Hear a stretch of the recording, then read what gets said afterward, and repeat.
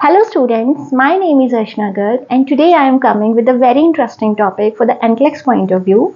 But firstly, I must want to tell you that Canada Express Entry draws has happened in a very short intervals on regular basis.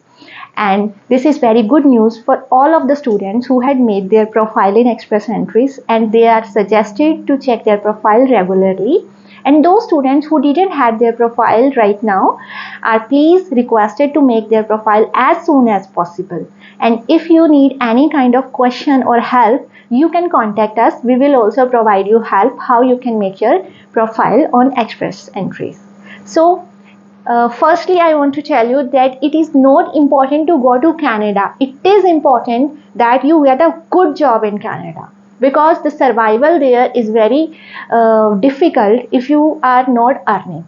So all the nurses has to clear NCLEX exam, which is must for RN to become RN in Canada.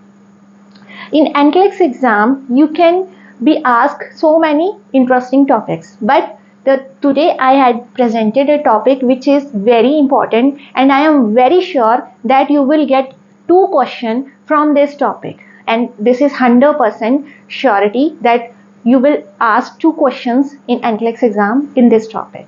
So what is the topic?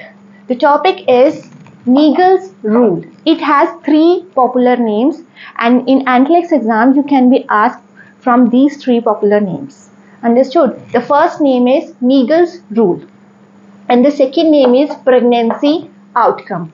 Naegele rule इसका एक नाम है, या फिर आपसे पूछा जा सकता है प्रेगनेंसी आउटकम, या फिर सिंपली इसकी शॉर्ट फॉर्म आ सकती है EDD, जिसकी फुल फॉर्म है एस्टिमेटेड डेट ऑफ डिलीवरी. अब ये तीनों चीजें हैं क्या? इसका मतलब है कि एक लेडी है वो प्रेग्नेंट है, तो हमने पता करना है कि उसकी डिलीवरी कब होगी. एक लेडी आपके पास आई है, उसने आपको बताया कि वो इस तारीख को प्रेग्नेंट हुई है, तो आपको कैसे पता चलेगा कि उसकी डिलीवरी कब होगी? Estimated date of delivery, that is EDD और Naegele's रूल और pregnancy outcome. In NCLEX exam आपको इन तीनों टर्म्स में से कोई भी एक टर्म से क्वेश्चन आ सकता है.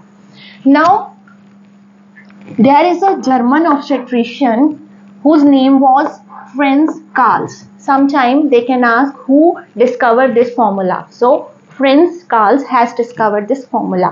Now how you can calculate? अभी आपने कैलकुलेट करना है. कैसे करेंगे? फर्स्टली एक लेडी आपके पास आई है, वो प्रेग्नेंट है, आपने उसकी LMP पूछनी है. LMP क्या है? Last menstrual period. Last menstrual periods means उसको जो आखिरी पीरियड था, मेंस्ट्रुअल पीरियड था, वो कब आया था. फॉर एग्जाम्पल, लेडी का लास्ट मेंस्ट्रुअल पीरियड है 20 जून. एक स्टैंडर्ड फॉर्मूला है एंड एक इजी फॉर्मूला है जो मैं आपको रिकमेंड करूंगी कि वही आप यूज करो. स्टैंडर्ड फॉर्मूला ये है कि LMP जो उसकी है, फॉर एग्जाम्पल 20 जून, उसमें आपने 7 डेज प्लस करने हैं. 20 plus 7 is equal to 27. Minus करनी है 3 मंथ्स. अब जून है, जून में से आपने 3 मंथ्स माइनस करने हैं. जनवरी, फरवरी, मार्च, अप्रैल, मई, जून, विच मीन्स उसका 3 मंथ माइनस करने के बाद क्या आएगा?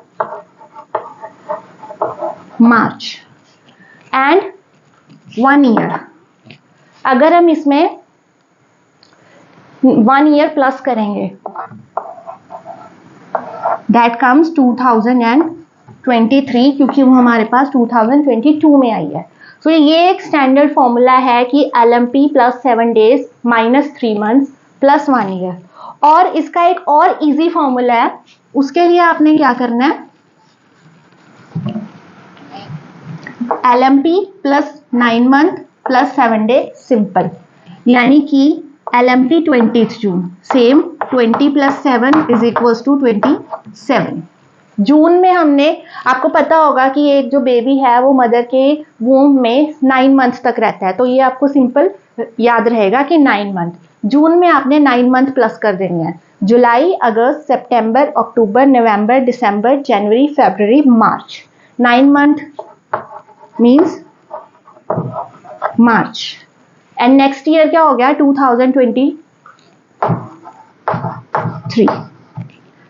27 March 2023. सो ये एक स्टैंडर्ड फॉर्मूला है, बट आपसे फॉर्मूला नहीं पूछा जाएगा, आपसे सिर्फ कैलकुलेशन ही पूछी जाएगी. So I personally recommend you this formula, means LMP plus 9 months plus 7 days, that's it. Now come with one more example. A lady has pregnancy of 10th January 2023. हमने क्या करना है, 10 में प्लस 7 किए, 10 प्लस 7 इज इक्वल्स टू 17. जनवरी में आपने 9 month add कर दिए, जनवरी, फरवरी, मार्च, अप्रैल, मई, जून, जुलाई, अगस्त, सितंबर, अक्टूबर. अक्टूबर सेम ईयर आ रहा है 2023. So simply you have to add 7 days, 9 month, and you have to check the year. This is all about how you can calculate the pregnancy outcome or EDT. आप इस video को repeat पर सुनना, so that आपके दिमाग में ये mind में बैठ जाए कि आपने कैसे कैलकुलेट करना है. And I am very sure आपको 2 क्वेश्चन NCLEX एग्जाम में ज़रूर आएंगे.